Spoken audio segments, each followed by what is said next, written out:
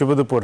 আমন্ত্রণ ব্যবসা বাণিজ্য আর অর্থনীতির সবশেষ সংবাদ ও বিশ্লেষণ নিয়ে নিউজ 24 এর নিয়মিত আয়োজন বিজনেস আওয়ারে। সাথে আছি আমি হোসাইন শাহাদাত।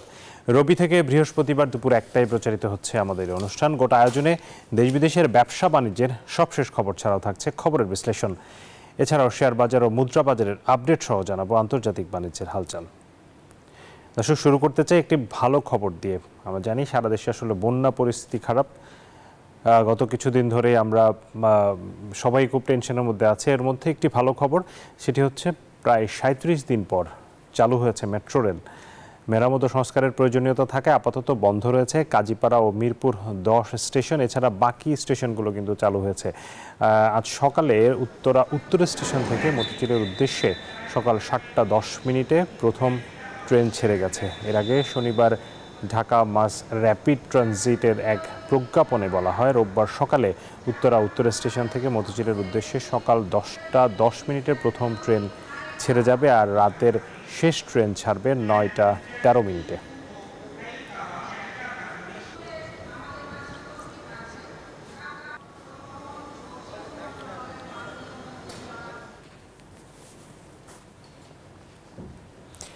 আন্তর্জাতিক ষড়যন্ত্রের মাধ্যমে রাষ্ট্রীয় পৃষ্ঠপোষকতায় পরিকল্পিতভাবে ইসলামী ব্যাংকিং ব্যবস্থাকে ধ্বংস করেছে স্বৈরাচারী হাসিনা সরকার, এমন অভিযোগ করেছে ইসলামী ব্যাংকিং ব্যবস্থা গ্রাহক ফোরাম।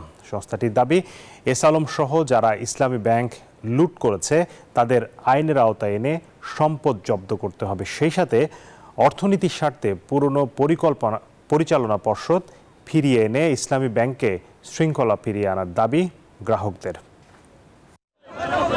দক্ষ ব্যবস্থাপনা আর নিয়মতান্ত্রিক ব্যাংকিং অনুশীলনের কারণে একসময় সর্ববৃহৎ ব্যাংকে পরিণত হয় দেশের প্রথম শরিয়া ভিত্তিক ব্যাংক ইসলামী। তবে 2017 সালে জোরপূর্বক দখল করে ব্যাংকটিকে এস আলম গ্রুপের হাতে তুলে দেয় হাসিনা সরকার। সেই থেকে ঋণের নামে প্রায় 80,000 কোটি টাকা হাতিয়ে নেয় এস আলম। এতে দেশের অন্যতম দুর্বল ব্যাংকে রূপ নেয় প্রায় 1.5 কোটি গ্রাহকের এই ব্যাংক। শনিবার রাজধানীর একটি হোটেলে আয়োজিত গ্রাহক সমাবেশে এ নিয়ে ক্ষোভ ঝাড়েন ব্যাংকটির গ্রাহকরা। কোনো ব্যাংক এবং কোনো ক্লায়েন্ট কাস্টমার দেশে হোক বিদেশে হোক আমাদের কোনো এলসি বলেন কোনো চেক বলেন গ্রহণ করতে রাজি না। তারা শুধুমাত্র এই শরিয়া ভিত্তিক ব্যাংকিং ব্যবস্থা ধ্বংসের জন্য তারা এই কাজটা করেনি, তারা এটা করেছিল এই দেশের অর্থনীতিকে ধ্বংসের জন্য। কারণ তারা জানতো এই শরিয়া ভিত্তিক অর্থনৈতিক ব্যবস্থাই দেশের মূল মেরুদণ্ড। বেদখল হওয়ার পর থেকে প্রায় 10,000 কর্মী নিয়োগ দিয়েছে এস আলম নিয়ন্ত্রিত পরিচালনা পর্ষদ। গ্রাহক ফোরামের অভিযোগ, এর মধ্যে বেশিরভাগই চেয়ারম্যান সাইফুল আলমের এলাকা চট্টগ্রামের পটিয়া থেকে। চাকরিচ্যুত করা হয় পুরনো অনেক কর্মীকে।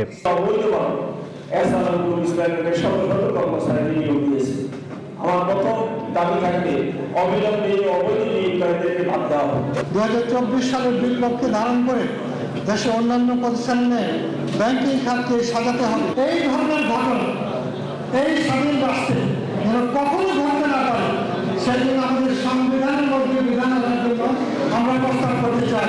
ব্যাংকটিকে আস্থায় ফেরাতে এস আলম সহ যারা অর্থ আত্মসাৎ করেছে তাদের আইনের আওতায় এনে সম্পদ জব্দ করার দাবি জানিয়েছেন গ্রাহক ও অর্থনীতিবিদরা। আমি গভর্নর মহোদয়কে অনুরোধ করব যে ইসলামী ব্যাংকে ইসলাম থাকতে হবে, ইসলাম বাদ দিয়ে ইসলামী ব্যাংক হবে না। 2017 আগে যারা বোর্ডে ছিল তাদের থেকে যারা জিন্দা আছে, দেশে আছে, সক্ষম আছে, তাদের থেকে লোক আপনি দেন। ইসলামী ব্যাংকিং ব্যবস্থার সংস্কারে বাংলাদেশ ব্যাংকের গভর্নরের কাছে স্মারকলিপি দেওয়া হবে বলে জানিয়েছে ইসলামী ব্যাংকিং গ্রাহক ফোরাম। আপনারা পরিবর্তন চেয়েছেন, আপনারা। হোসাইন শাহাদাত, নিউজ 24, ঢাকা। দর্শক, আমরা দেখছিলাম প্রতিবেদন যেখানে আসলে বলা হচ্ছিল যে ইসলামী ব্যাংক ব্যবস্থাকে কিভাবে পরিকল্পিতভাবে ধ্বংস করে দেওয়া হয়েছে এবং যে পরিচালনা পর্ষদের কারণে যাদের দক্ষ ব্যবস্থাপনায় আসলে ইসলামী ব্যাংক একসময় বাংলাদেশের সবচেয়ে বৃহৎ এবং জনপ্রিয় ব্যাংকে পরিণত হয়েছিল, সেটি কিন্তু এখন সবচেয়ে খারাপ অবস্থার মধ্যে অবস্থান করছে এবং যেটিকে আসলে আবারও পূর্বের অবস্থায় ফিরিয়ে আনার দাবি জানিয়েছে এবং সংস্কারের দাবি জানিয়েছে গ্রাহক, অর্থাৎ ইসলামী ব্যাংকের যে পুরনো গ্রাহক, ব্যবসায়ী থেকে শুরু করে সাধারণ গ্রাহকরা, তারা কিন্তু এই দাবি জানাচ্ছে এবং এজন্য ইসলামী ব্যাংকে ব্যাপক সংস্কারের দাবি তারা করছে এবং এর জন্য কয়েক দফা পরামর্শ কিন্তু তারা দিয়েছে বাংলাদেশ ব্যাংকের গভর্নরের কাছে, যাতে করে এই সংস্কারটা খুব দ্রুত করা যায়। এই বিষয়গুলো নিয়ে আমরা আজকে আলোচনা করতে চাই। আমাদের সাথে একজন অতিথি যুক্ত হবেন, তিনি এখনও যুক্ত হননি। যুক্ত হলে আমরা তার কাছে যেতে পারবো।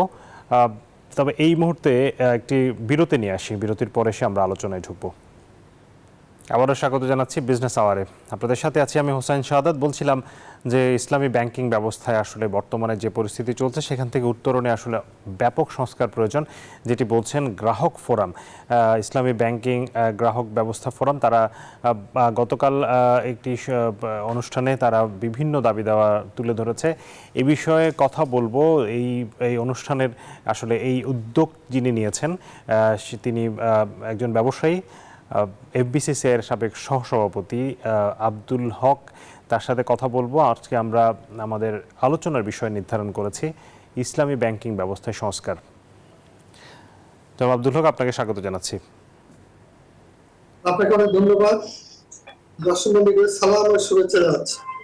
জি, আপনার কাছে প্রথমেই যেটি জানতে চাইবো, বাংলাদেশে ইসলামী ব্যাংকিং এর অর্থাৎ শরিয়া ভিত্তিক যে ব্যাংকিং ব্যবস্থা সেটি শুরু হয়েছিল 1983 সালে ইসলামী ব্যাংক প্রতিষ্ঠার মাধ্যমে। এরপরে ব্যাপক জনপ্রিয়তা পেয়েছে ইসলামী ব্যাংক।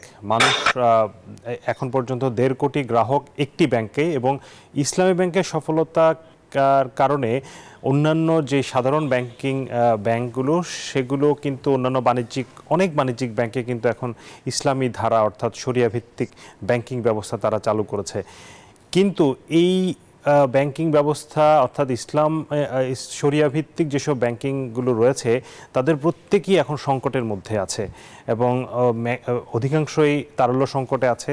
এবং এইগুলো নিয়ে আসলে বাংলাদেশ ব্যাংক সবসময় একটি সমস্যার মধ্যে থাকে। তারা লিকুইডিটি সাপ্লাই দিয়েও এই ব্যাংকগুলোকে আসলে বাঁচানো যাচ্ছে না। এই পরিস্থিতি কেন হলো সেটি আপনার কাছ থেকে জানবো। তবে তার আগে ছোট করে যদি বলেন যে ইসলামী ব্যাংকিং ব্যবস্থা আসলে বাংলাদেশে কেন দরকার, এই মূলধারার যে ব্যাংকিং তার বাইরে গিয়ে কেন এই শরিয়া ভিত্তিক ব্যাংকিং ব্যবস্থা আসলে চালু হলো? আপনাকে অনেক ধন্যবাদ।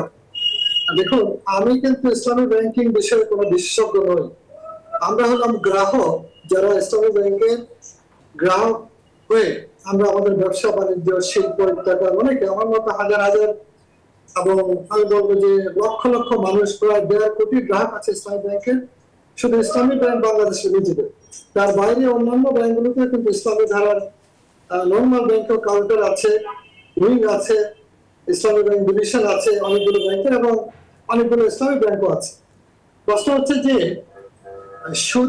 সুদের ব্যাংক এবং সুদবিহীন ব্যাংকের যে কনসেপ্ট, সেটা ছিল ইসলামী ব্যাংকের মূল দর্শন।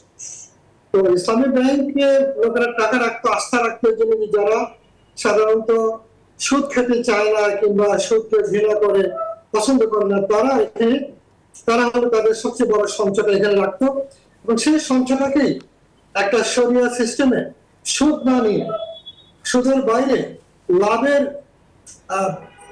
হিস্সা কিংবা লাভকে শেয়ার করে এই কনসেপ্টটাকে শিল্প বাণিজ্য ইত্যাদি ইনভেস্ট করাই ছিল ইসলামী ব্যাংকের সফলতার অন্যতম রহস্য।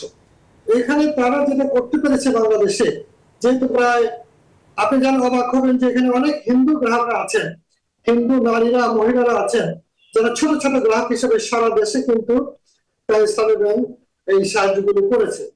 এখন forward linking, backward linking, industry, trading, ছোট ক্ষুদ্র মাঝারি, এই জায়গায় কিন্তু ইসলামী ব্যাংক যে ব্যাপক একটা নেটওয়ার্ক গড়ে তুলতে পেরেছিল, এইটা ছিল মূলত আমার মনে হয় এইখানে যে ইসলামী ব্যাংকের বিরুদ্ধে যে পলিসি বিগত সরকার নিয়েছিল, তারা নিয়েছিল রাজনৈতিক উদ্দেশ্যে।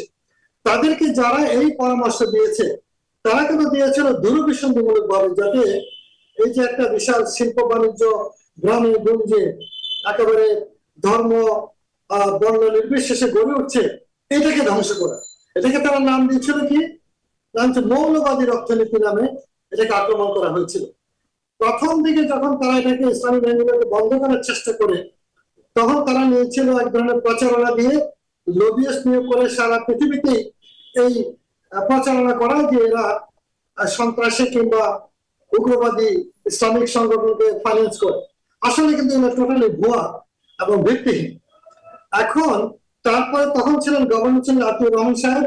ডক্টর আতিউর রহমানকে এটা যখন আমি ব্যক্তিগতভাবে বুঝিয়েছিলাম প্রায় 1 সপ্তাহ জাপানের থেকে, তিনি কিন্তু কনভিন্স হয়েছিলেন এবং তিনি বলেছিলেন যে আপনি অর্থমন্ত্রী মহোদয় আবুল মাল মুহিত স্যারকে বুঝান, তাহলে আমরা অন্তত পক্ষে এখান থেকে সরে আসতে পারবো।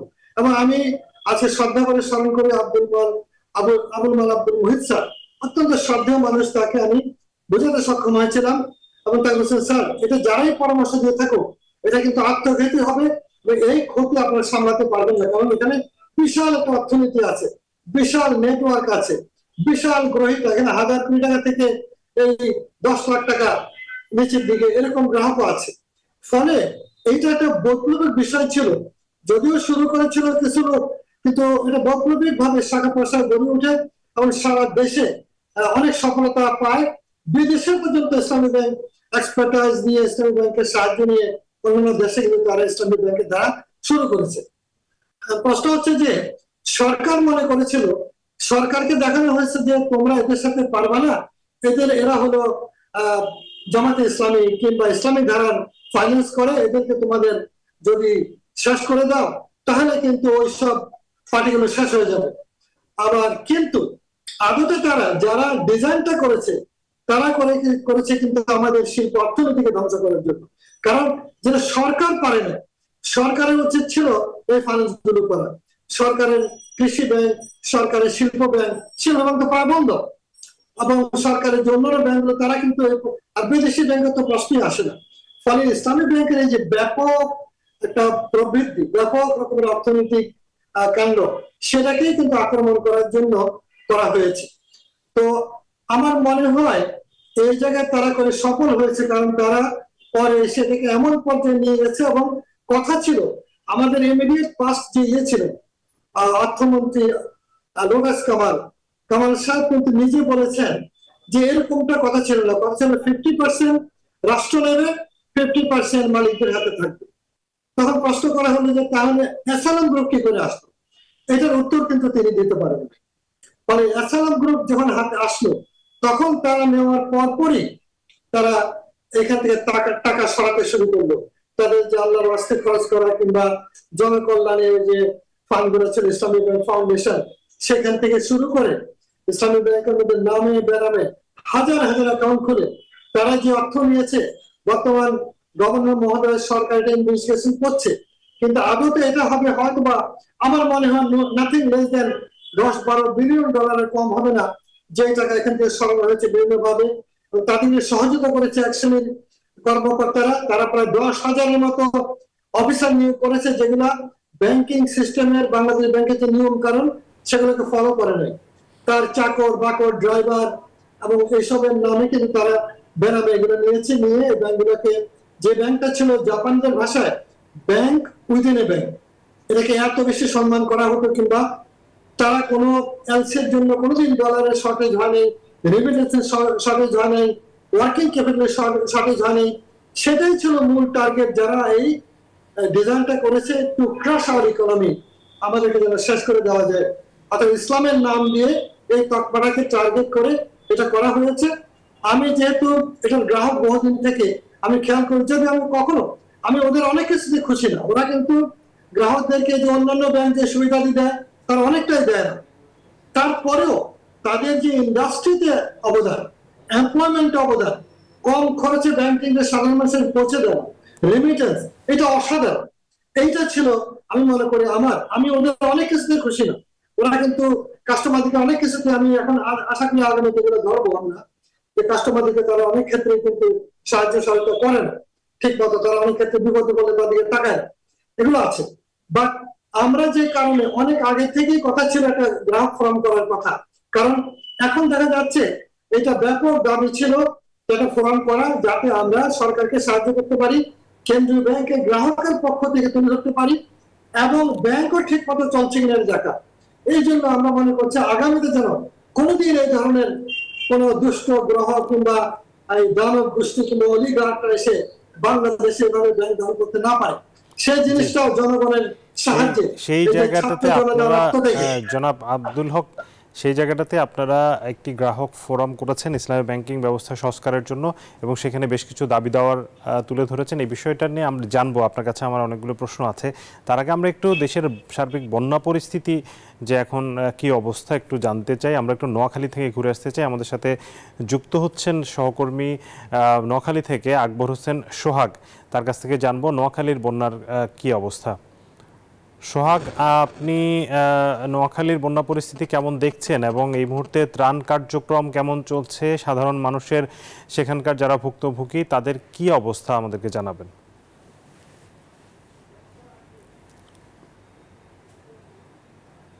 তৃণমূলের একটি গ্রামে, আসলে এখানে শহর থেকে গ্রামে সব জায়গাতে আসলে পানি আর পানি। এখানে আমি একটা নোয়াখালী ব্যাংমদ ইউনিয়নের সোয়ানির একটা গ্রামে এসেছি। আসলে এখানে নোয়াখালী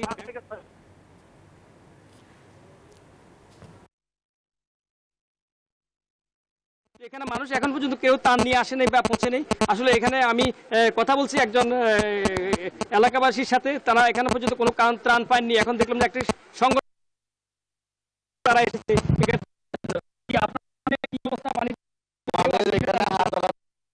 আছে শত শত মানুষ পানিবন্দী আছে, কেউ ত্রাণ দিতে আসে না। প্রথম বসুন্ধরা গ্রুপ আমাদের, আমরা এখন অসহায় অবধি তৃণমূল মধ্যে আমরা পানিবন্দী অবস্থা সবাই বসুন্ধরা ত্রাণ দিচ্ছে এই প্রথম। আমরা এখানে আর কোনো ত্রাণ নেই। আপনি শুনতে পাচ্ছেন এখানকার একজন ভুক্তভোগী, তারাও পানিবন্দী। তাদের এখানে বাড়িঘরে 5-6 ফুট পানি উঠে গেছে। এখন পর্যন্ত কোনো সংগঠন বা স্বেচ্ছাসেবী কোনো সংগঠন বসুন্ধরা প্রথম গ্রুপের পক্ষ থেকে এবং শিক্ষার্থীরা তাদেরকে প্রথম ত্রাণ বিতরণ করেছে এখানে। তো আসলে নোয়াখালীর আমি একটু যদি আপনাকে দেখাতে চাই, এখানে আমার পিছনে এই যে পানি আর পানি আপনাকে দেখাতে চাই। এখানে আমার পিছনে এই যে পানি আর পানি, শুধু পানি আর পানি। এখানে মানুষের বাড়ি ঘর সব ডুবে গেছে। আসলে আপনি দেখতে পাচ্ছেন এখানে কি অবস্থা। আসলে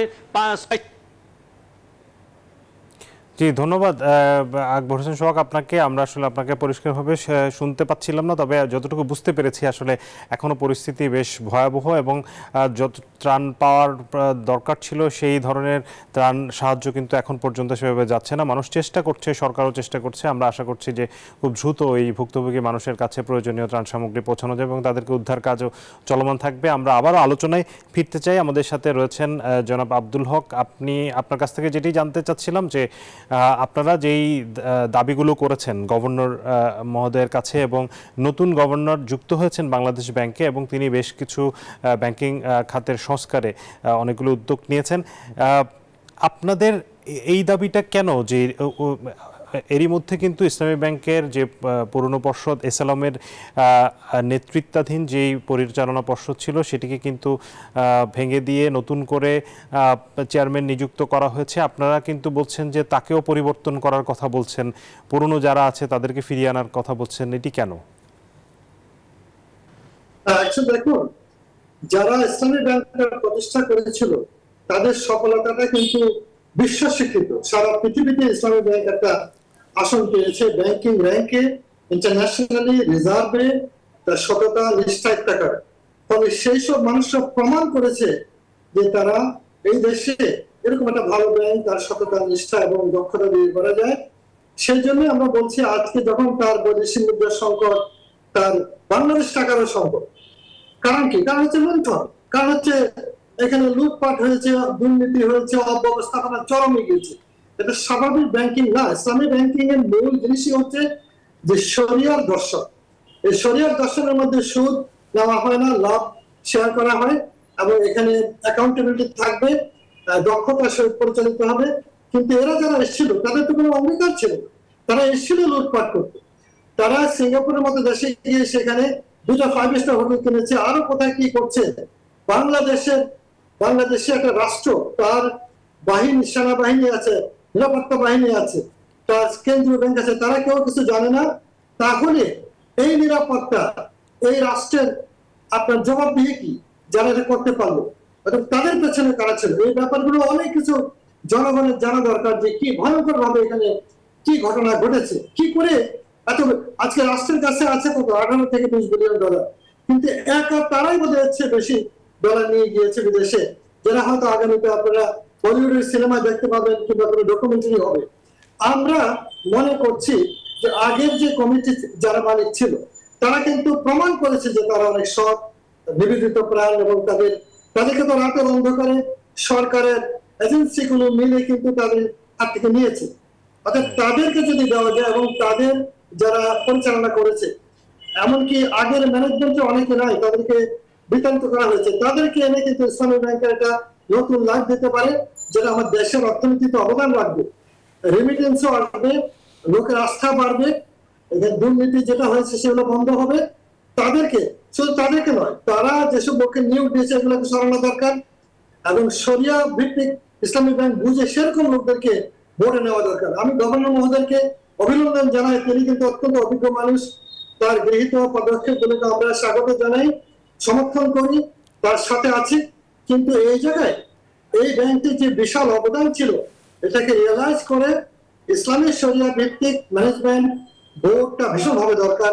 তাহলে গ্রাহকরা আজকে যে অনেক ইন্ডাস্ট্রি আছে যারা ওয়ার্কিং ক্যাপিটাল পাচ্ছে না, এলসি খুলতে পারছে না, জরুরি ভিত্তিতে ডলার আনা দরকার ইন্ডাস্ট্রিগুলোকে সাপোর্ট করার জন্য। এখন যে বন্যায় যে অনেক মানুষ মরে গেল, ইতিহাসের আমি বলবো ভয়াবহতম একটা অভিজ্ঞতা হলো, সেখানেও কিন্তু অনেক সাহায্য দরকার। অতএব আমাদের বর্তমান যে কেয়ারটেকার গভর্নমেন্টের প্রধান উপদেষ্টা, তিনি বিশ্বের বরেণ্য মানুষ, তারকে সামনে রেখে এখানে যদি সবাই এগিয়ে আসে, এটা সবার কাজ কিন্তু, এবং ছাত্ররা, তরুণেরা, সেনাবাহিনী সবাই মিলে কাজ করেছে। একটা দেখেন, একটা দেশ চলেছে পুলিশ ছাড়া প্রায় 15 দিন। কল্পনা করতে পারেন কি বড় বিপ্লব এখানে হয়েছে? এটা বুঝতে হবে, অনুধাবন করতে হবে, এবং সেই জন্য এই রাষ্ট্রকে এগিয়ে নিয়ে যাওয়ার জন্য আমরা মনে করি এই পরিবর্তনগুলো দরকার। কেবল পরিবর্তন করলেই হবে না, বিপ্লবের পুরো অর্থ বুঝতে হবে, মানুষের প্রত্যাশাকে বুঝতে হবে, এবং সেই নিরিখে কিন্তু কাজগুলো করা দরকার।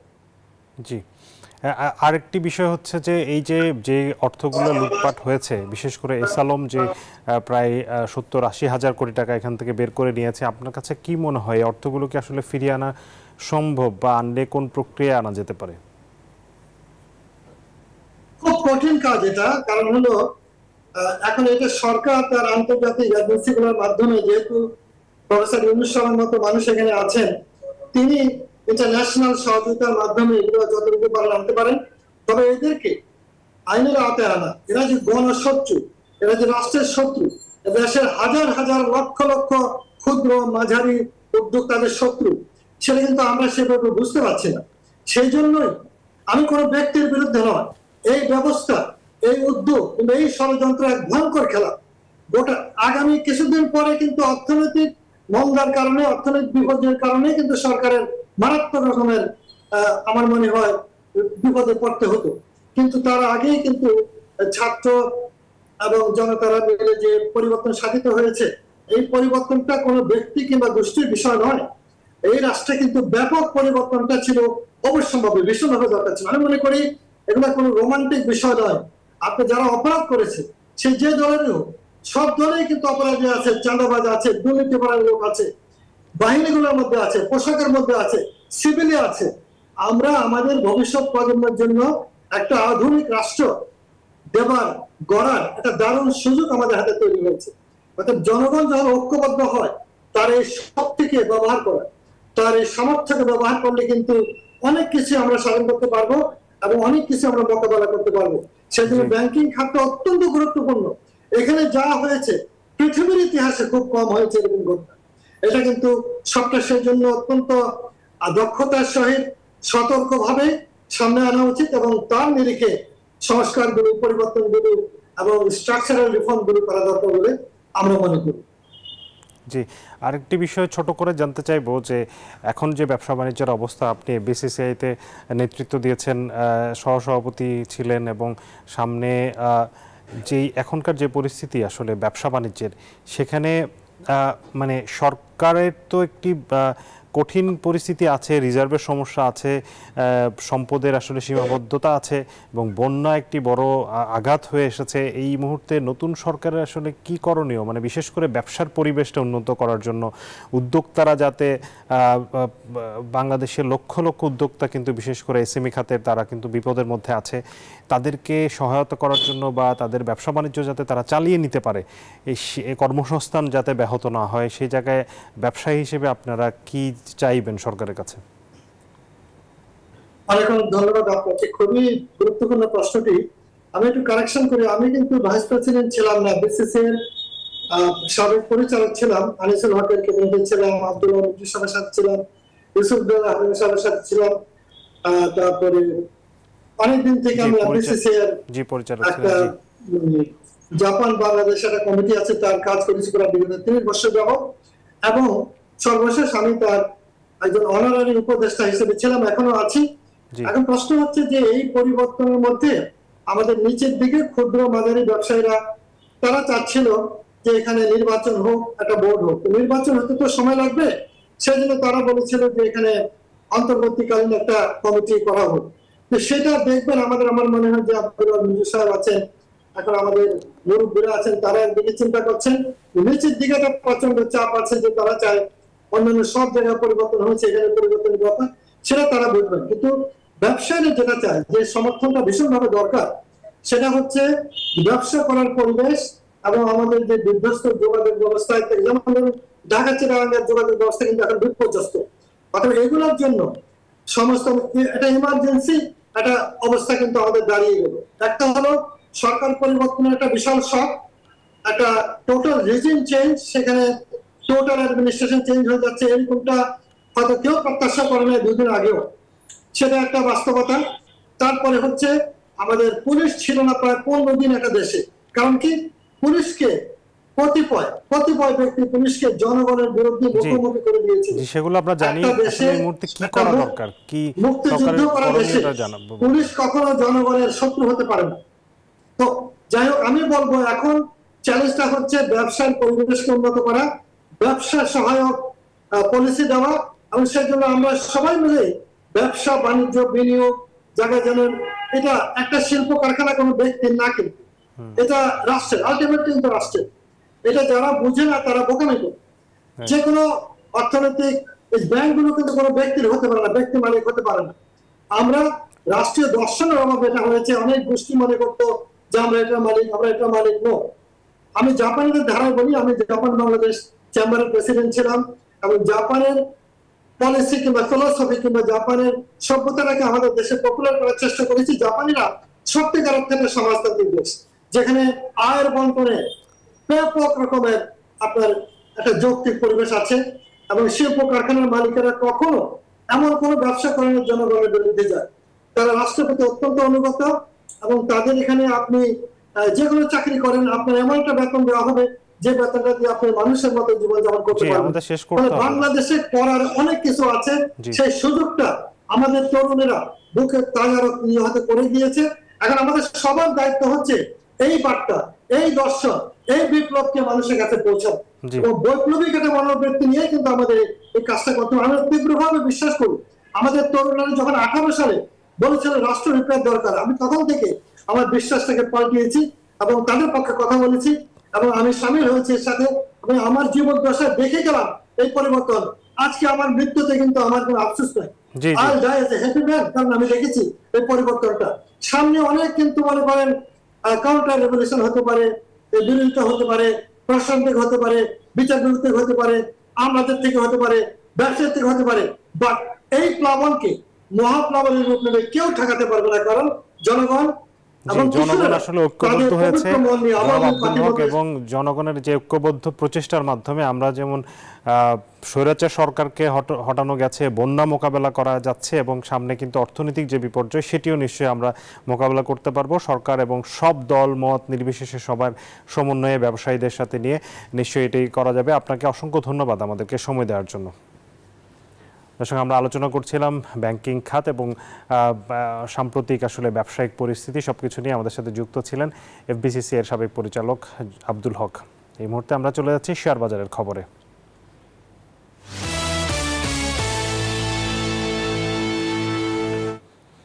শেয়ারবাজারের খবর জানতে যাচ্ছি ঢাকা স্টক এক্সচেঞ্জের ওয়েবসাইটে। ঢাকা স্টক এক্সচেঞ্জে গত কয়েকদিন ধরে আসলে লেনদেনের যে পরিস্থিতি, আজকে সপ্তাহের প্রথম দিন আমরা দেখতে পাচ্ছি লেনদেনের পরিমাণ কিন্তু সেভাবে বাড়েনি। এখন পর্যন্ত 400 কোটি টাকার কম লেনদেন হয়েছে। তবে সূচক কিছুটা বেড়েছে। বিএসএক্স ইন্ডেক্স কিন্তু 34 পয়েন্ট বেড়েছে, অবস্থান করছে 5734 পয়েন্টে। ডিএসসি সরিয়া ইন্ডেক্স এবং DS30ও কিছুটা বেড়েছে, 10 পয়েন্ট এবং 14 পয়েন্ট করে বেড়েছে। লেনদেনে অংশ নেওয়া কোম্পানিগুলোর মধ্যে দাম বেড়েছে 149টির, কমেছে 204টির এবং অপরিবর্তিত এই মুহূর্তে দেখতে পাচ্ছি 210টির দাম কমেছে এবং অপরিবর্তিত আছে 39টি কোম্পানি শেয়ারের দর। দর্শক, বিজনেস আওয়ারে বিরতি নেওয়ার আগে আমরা একটু মুদ্রা, স্বর্ণ এবং রূপার বাজারের আপডেট ও দরদাম আপনাদেরকে জানাতে চাই। শুরুতেই মুদ্রা বাজার পরিস্থিতি। মুদ্রার বিনিময় মূল্য এই মুহূর্তে মার্কিন ডলার কিন্তু কিছুটা বেশি দামে বিক্রি হচ্ছে। ব্যাংকে যদিও খোলা বাজারে 124-25 টাকা, 26 টাকাও কোথাও কোথাও বিক্রি হচ্ছে, তবে ব্যাংকে বিক্রি হচ্ছে এই মুহূর্তে 120 টাকায়, তারা কিনছে 119 টাকায়। ইউরো তারা 131 টাকায় বিক্রি করছে, 125 টাকায় কিনে। পাউন্ড 144 টাকায় কিনছে, বিক্রি করছে 150-এ। চীনা ইউয়ান 13 টাকায় কিনে 17তে বিক্রি করা হচ্ছে। সৌদি রিয়ালের কেনা দর 29 টাকা, বিক্রয় 31 টাকা। ভারতীয় রুপি 1 টাকা 38 পয়সায় কেনা হচ্ছে, বিক্রয় হচ্ছে 1 টাকা 45 পয়সায়। স্বর্ণের দরদাম জানাবো। এই মুহূর্তে রেকর্ড দামে স্বর্ণ বিক্রি হচ্ছে বাংলাদেশের বাজারে 1,26,000 টাকায় উঠে গেছে কিন্তু 22 ক্যারেট স্বর্ণ প্রতি ভরির দাম। 21 ক্যারেটের দাম 1,20,000 টাকা এবং 18 ক্যারেট সোনার দাম পড়ছে 1,03,000 এবং সনাতন স্বর্ণ বিক্রি হচ্ছে 85,000 টাকার বেশি দামে। রূপার দরদাম জানাবো। স্বর্ণের দাম বাড়লেও রূপা কিন্তু অপরিবর্তিত দামই রয়েছে। 22 ক্যারেট রূপার দাম প্রতি ভরিতে 2,098 টাকা, 21 ক্যারেট 2,005 টাকা, 18 ক্যারেট 1,714 এবং সনাতন রূপা বিক্রি হচ্ছে 1,282 টাকায়। দর্শক, বিজনেস আওয়ারের সময় হলো আরও একটি বিরতি, ফিরবো একটু পর, আশা করি সাথেই থাকবেন। আবারও স্বাগত বিজনেস আওয়ারে। এবারে জানাবো জনপদের শিল্প ও বাণিজ্যের খবর।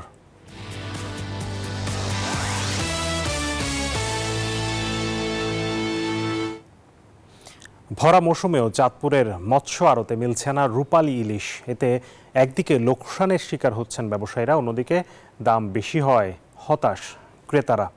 তবে সেপ্টেম্বর, অক্টোবর ও নভেম্বর মাসে মৎস্য অবতরণ কেন্দ্রগুলোতে ইলিশের প্রাপ্যতা বৃদ্ধি পাবে বলে জানিয়েছেন মৎস্যবিজ্ঞানী। চাঁদপুর প্রতিনিধি খোকন কর্মকারের তথ্য ও ছবিতে বিস্তারিত। ভরা মৌসুমেও চাঁদপুরের পদ্মা মেঘনায় ইলিশের দেখা মিলছে না। দিনরাত নদীতে জাল ফেলেও মাছ না পেয়ে হতাশ জেলেরা।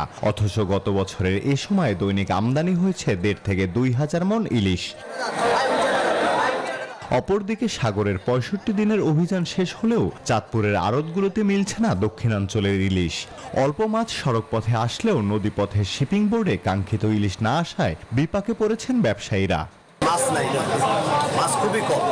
যেমন আপনার এই সময় অন্যান্য জোর সময় আমাদের মাছ 10 দিন 12 দিন 15 দিন থাকতো, একটা না মাছটা একটা নিয়ন্ত্রণে থাকতো, দাম মাছ কম তো তাই জন্য মনে ব্যবসাটা অনেক ভরা মৌসুমেও দাম বেশি হওয়ায় দূর দূরান্ত থেকে ছুটে আসা ক্রেতারা হতাশ। এখন 1 কেজি মাছের দাম 1700-1800 টাকা। তা আমাদের মতো মাছের খাওয়া কি সম্ভব? দাউদকান্দি থেকে এসেছি এখানে মাছ কেনার জন্য আর কি। এখানে ফেসবুকে যেভাবে দেখলাম সেই সময় মাছের দাম কমেনি আর কি। যেমন 1 কেজি ওজনের মাছের দিচ্ছে 1500 টাকা, তারপর 1.5 কেজিটা 1700 টাকা, 800 গ্রাম যেটা 1300 টাকা। সেপ্টেম্বর, অক্টোবর ও নভেম্বরে মৎস্য অবতরণ কেন্দ্রগুলোতে ইলিশের আমদানি বাড়বে বলে জানিয়েছেন এই মৎস্য কর্মকর্তা। আশা করি আমরা এই সময়গুলোতে সেপ্টেম্বর, অক্টোবর, নভেম্বরে জেলেদের যেই কাঙ্ক্ষিত যেই আহরণ মাত্রা এটা পূর্ণ হবে।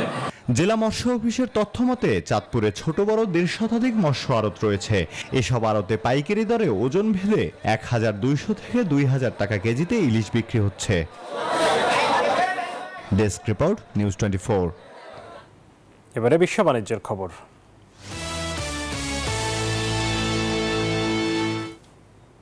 এবার রাইড শেয়ারিং প্ল্যাটফর্ম উবারে যুক্ত হয়েছে জেনারেল মোটরসের সহযোগী প্রতিষ্ঠান ক্রুজের রোবোট্যাক্সি। সিএনএনের এক প্রতিবেদনে জানানো হয়েছে এ তথ্য। সংবাদ মাধ্যমটির খবরে বলা হয়, আগামী বছর থেকেই চালকবিহীন এই গাড়ি ব্যবহারের সুযোগ মিলবে। অবশ্য গেল অক্টোবর থেকে যুক্তরাষ্ট্রে ওয়েমোর সঙ্গে অংশীদারিত্বের ভিত্তিতে উবার চালকবিহীন রাইড পরিষেবা দিয়ে আসছে। এই বহরে 700টি গাড়ি রয়েছে।